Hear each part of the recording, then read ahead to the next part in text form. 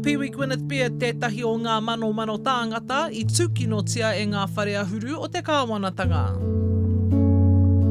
Many times I was strapped down, and the first thing I ever heard the doctor say to the matron that was there was, "Oh, she's sexually active." And I wanted to scream, "No, I was sexually abused."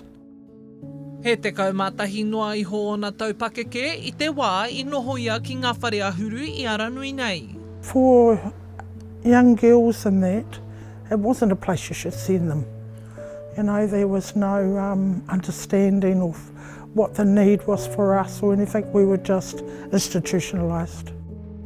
Heoi, he rima te koutou whaimuri I era tūkinotanga, kua rongo I te whakapāha.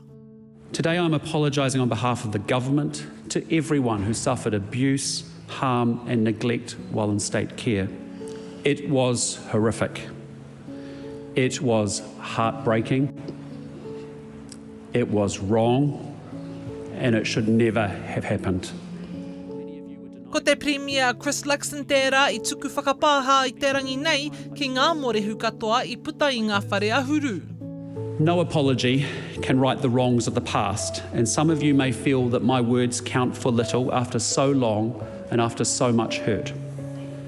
But one of my hopes is that today, with this apology and this acknowledgement of your burden, it becomes a little lighter for you. I tēnei ata, hui mai te rau o ngā morehu ki te horomatua ki konei ki o tautahi, kia whakarongo ki ngā tini whakapāha o te kāwana. I mau mai a Beard I tōna tamāhine hei taituara mōna. I think we've been neglected really bad. We've been asked to tell our story and then left hanging. You know, they've offered aftercare and all that, you know, well-being and all that. Some of us have not received it. There was no ability to address what the open wounds that were opened for a lot of the survivors. Nā I tēnei wā ka huri te kāwanatanga ki ngā whakaritenga hei utu I ngā morehu nei mō ngā tūkinotanga. Heoi, e ai kia Beard, tāria te wā ka kite I ngā hua o ngā mahi nei. I feel like it's empty because of the stuff they've carried on doing.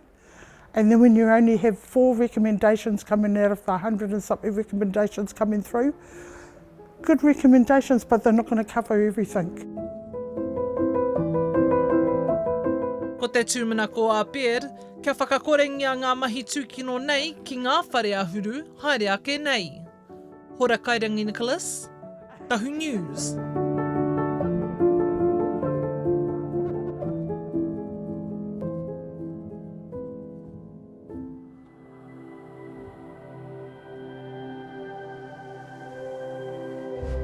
Ko te reo, te take.